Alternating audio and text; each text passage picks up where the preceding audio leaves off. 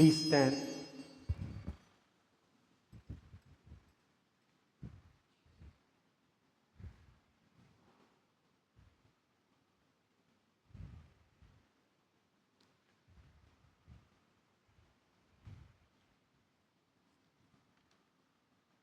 Blessed be God, Father, Son, and Holy Spirit. And blessed be his kingdom, now and forever. Amen. Amen. Let us pray. Almighty God, to you all hearts are open, all desires known, and from you no secrets are hid. Cleanse the thoughts of our hearts by the inspiration of your Holy Spirit, that we may perfectly love you and worthily magnify your holy name. Through Christ our Lord. Amen. Amen. Jesus said, "The first commandment is this: Hear, O Israel, the Lord our God, the Lord is one. Love the Lord your God with all your heart, with all your soul, with all your mind, and with all your strength. The second is this: Love your neighbor as yourself. There is no other commandment greater than these." Dearly beloved, let us come into the presence of the Almighty God, praying together as we kneel. Please kneel. Together. Most merciful God, I confess that I have sinned against you in thought, word, and deed, by what I have done and by what I have left undone. I have not loved you with my whole heart. I have not loved my neighbor as myself. I am truly sorry, and I humbly repent. For the sake of your Son, Jesus Christ, have mercy on me and forgive me, that I may delight in your will and walk in your ways, to the glory of your name. Amen.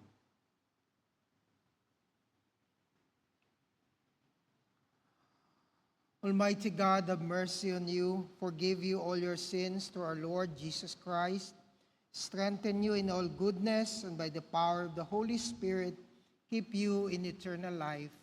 Amen. Amen. Please stand. Let us proclaim the Gloria in excelsis. Glory to God in the highest, and peace to his people on earth. Lord God, heavenly King, almighty God and Father, we worship you, we give you thanks, we praise you for your glory. Lord Jesus Christ, only Son of the Father, Lord God, Lamb of God, you take away the sin of the world, have mercy on us. You are seated at the right hand of the Father, receive our prayer. For you alone are the Holy One, you alone are the Lord, you alone are the Most High, Jesus Christ, with the Holy Spirit, in the glory of God the Father. Amen. Amen.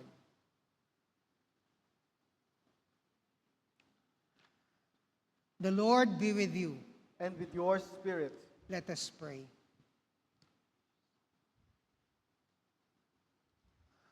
O Lord, mercifully receive the prayers of your people who call upon you, and grant that we may know and understand what things we ought to do, and also may have grace and power faithfully to accomplish them.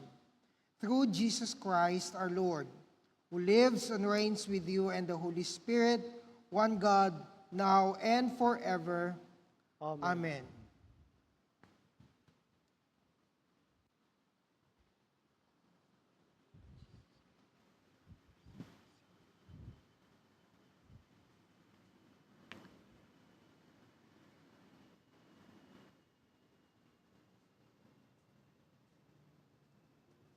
Please be seated. A proclamation of the Word of God from the book of Joshua, chapter 2, beginning at verse 15.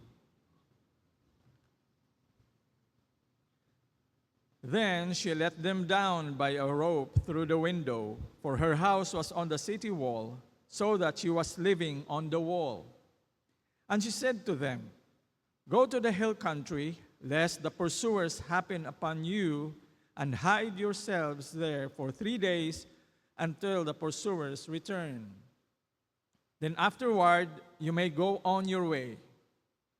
And the man said to her, "We shall be free from this oath to you, which you have made us swear, unless, when we come into the land, you tie this cord of scarlet thread in the window through which you let us down, and gather to yourself into the house your father and your mother and your brothers and all your father's household. And it shall come about that anyone who goes out of the doors of your house into the street, his blood shall be on his own head, and we shall be free. But anyone who is with you in the house, his blood shall be on our head, if a hand is laid on him. But if you tell this business of ours, then we shall be free from the oath which you have made us swear." And she said, "According to your words, so be it." So she sent them away, and they departed, and she tied the scarlet cord in the window. And they departed and came to the hill country, and remained there for 3 days until the pursuers returned. Now the pursuers had sought them all along the road, but had not found them. Then the two men returned and came down from the hill country, and crossed over and came to Joshua the son of Nun, and they related to him all that had happened to them. And they said to Joshua, "Surely the Lord has given all the land into our hands, and all the inhabitants of the land, moreover, have melted away before us." The word of the Lord.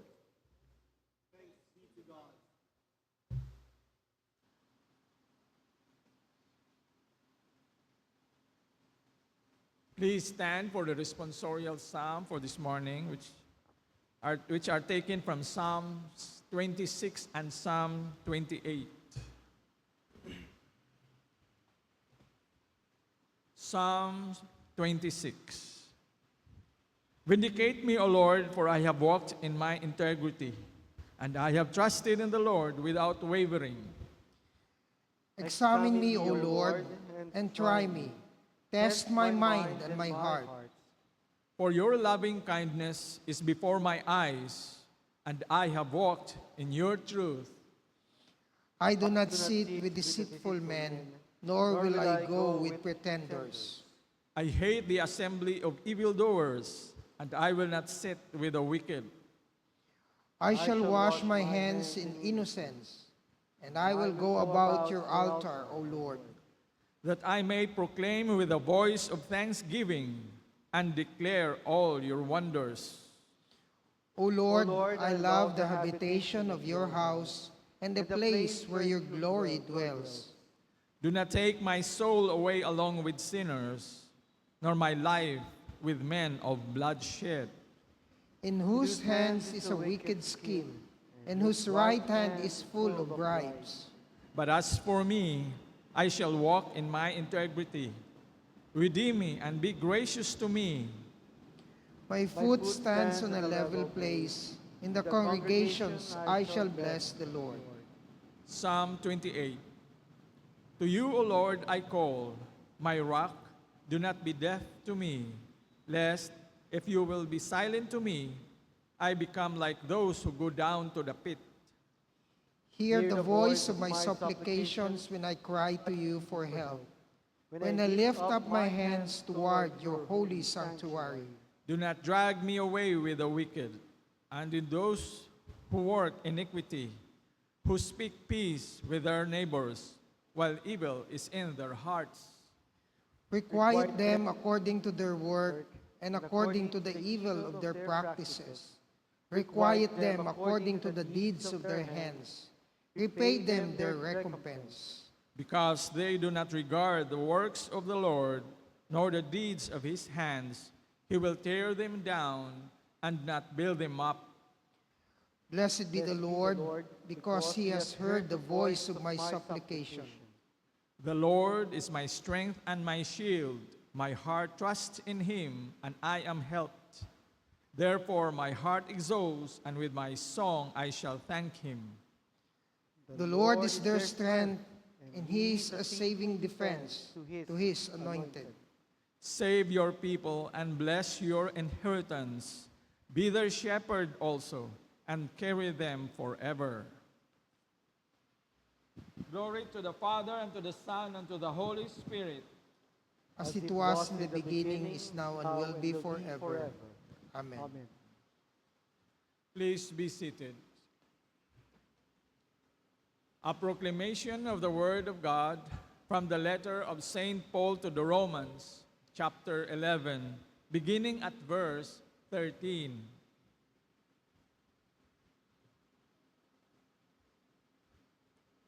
But I am speaking to you who are Gentiles. Inasmuch then as I am an apostle of Gentiles, I magnify my ministry.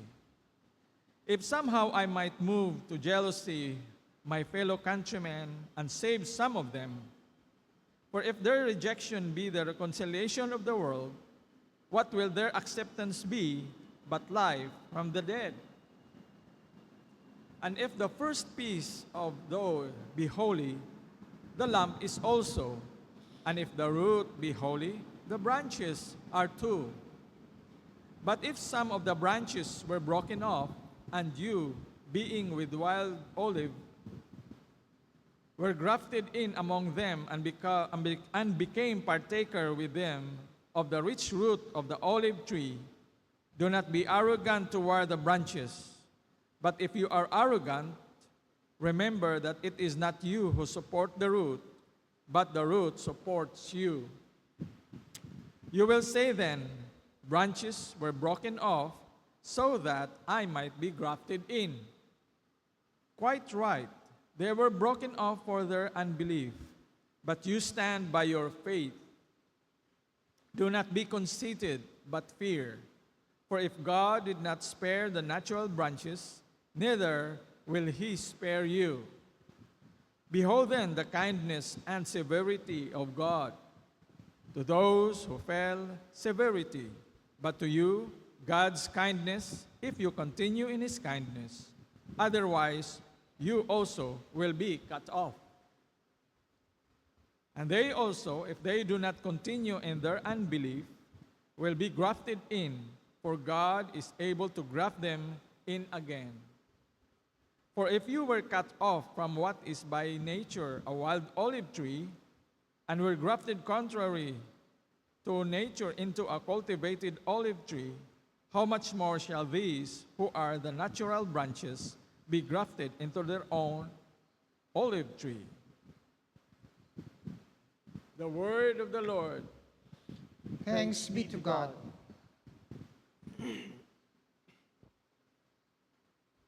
Please stand.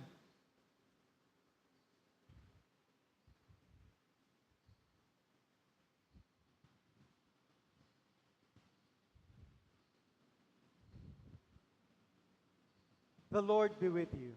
And with your spirit. May the Lord be on our minds, our lips, and our hearts as we hear his holy gospel. The holy gospel of our Lord Jesus Christ according to St. Matthew, chapter 25. Glory to you, Lord Christ. We shall be reading from verses 14 to 30.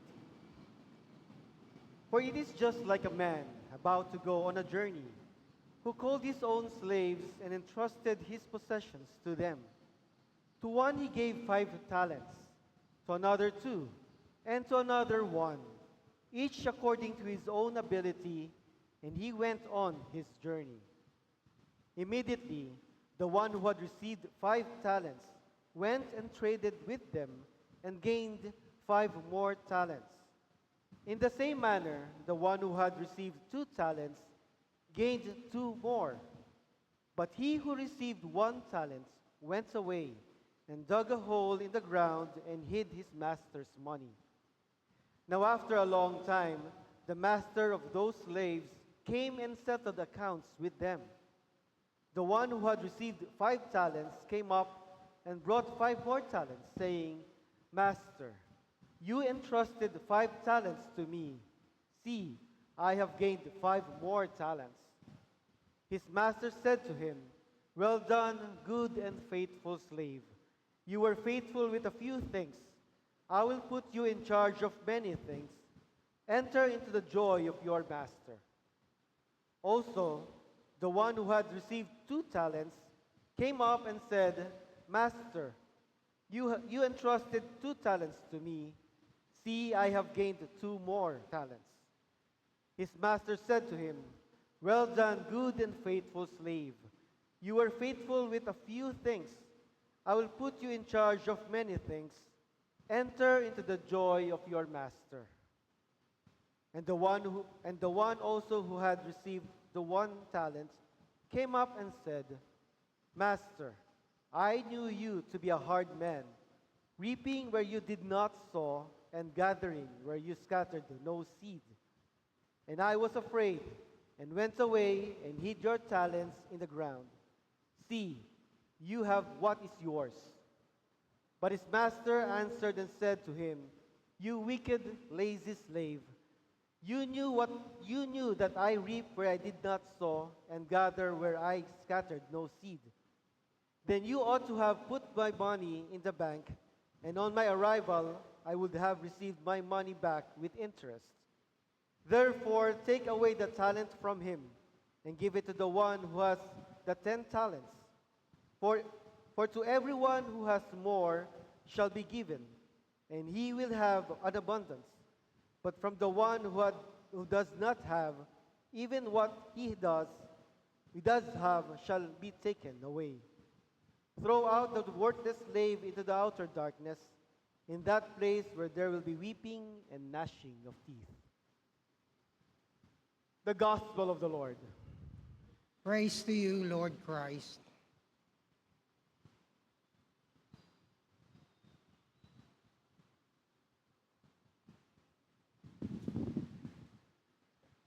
Please be seated.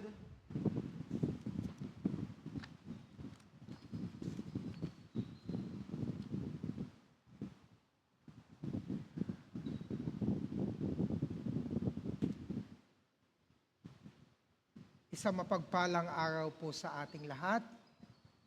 Again, this is the day that the Lord has made, and we will rejoice and be glad in it.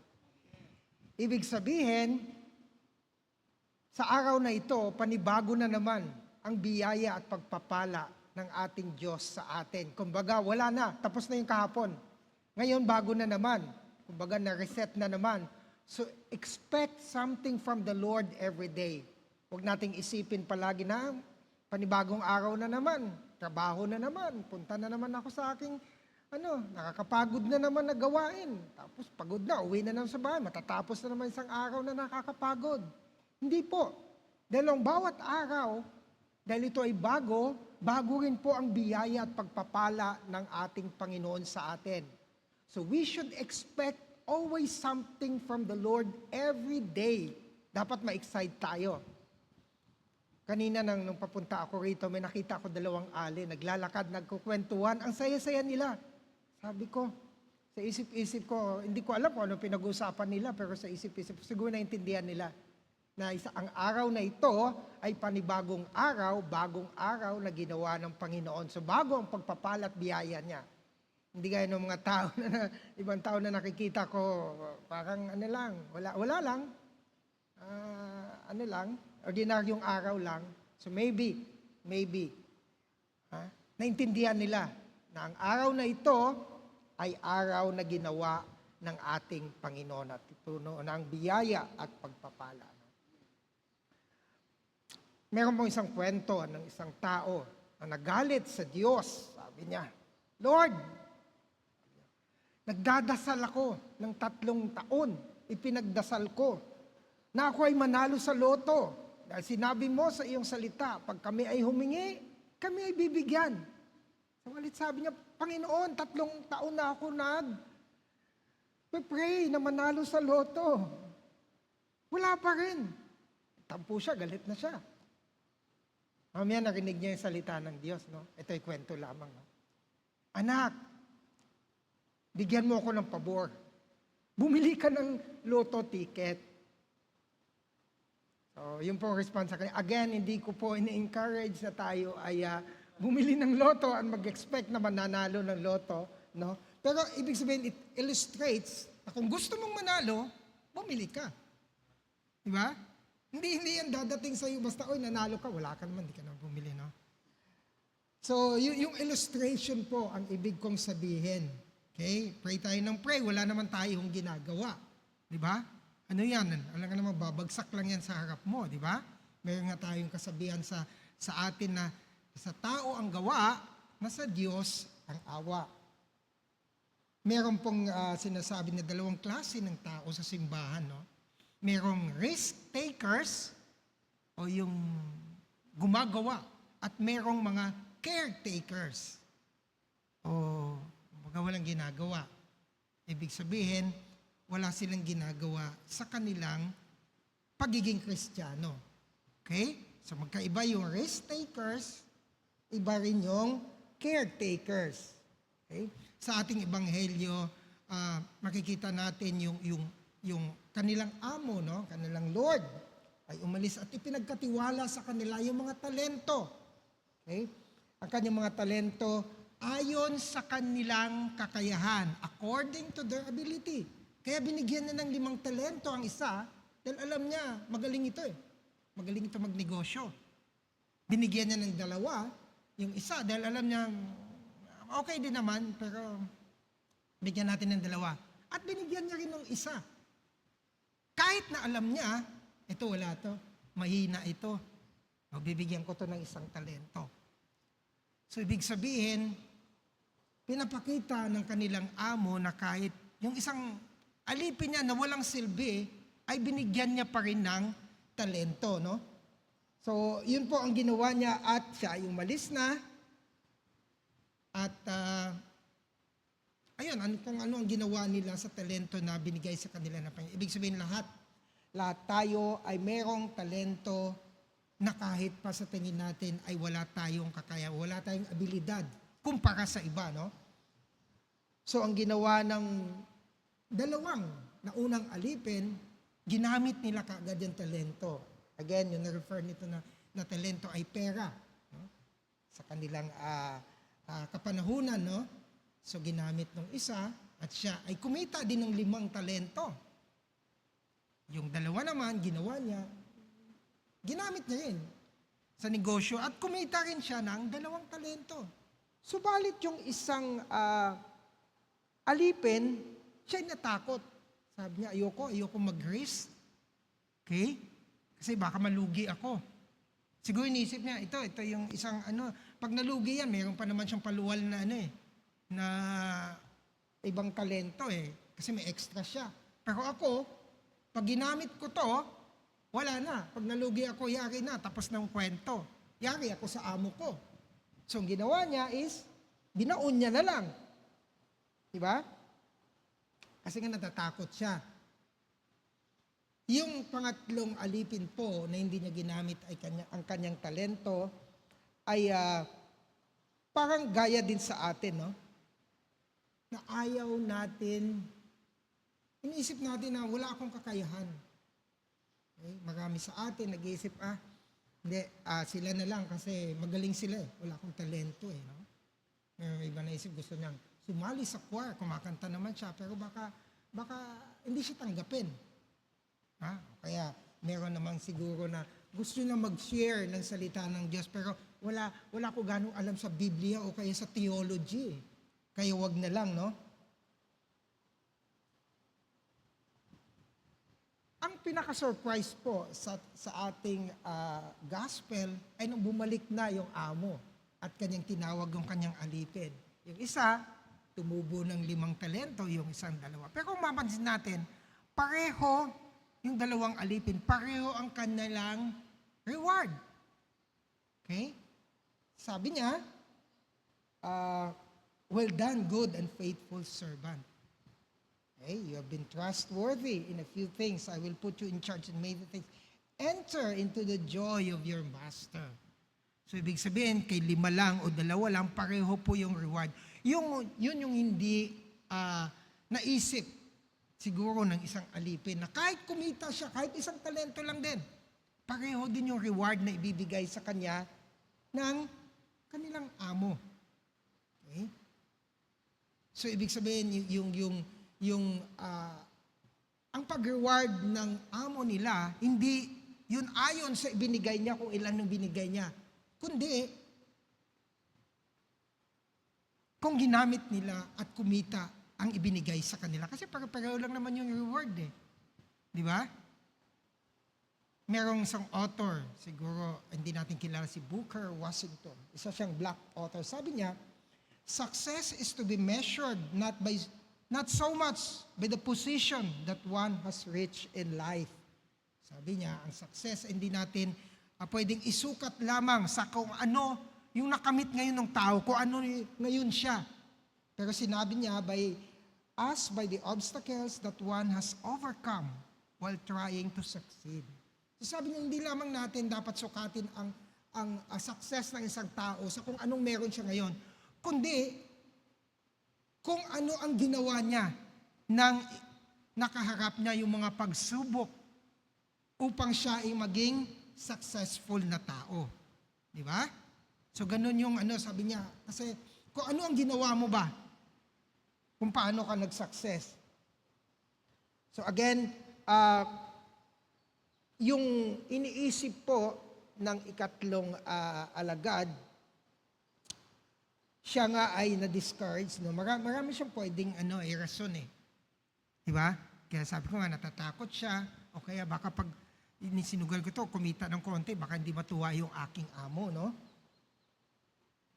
Subalit, ang mensahe po ng ating Panginoon is, gamitin natin kung anong talento ibinigay sa atin.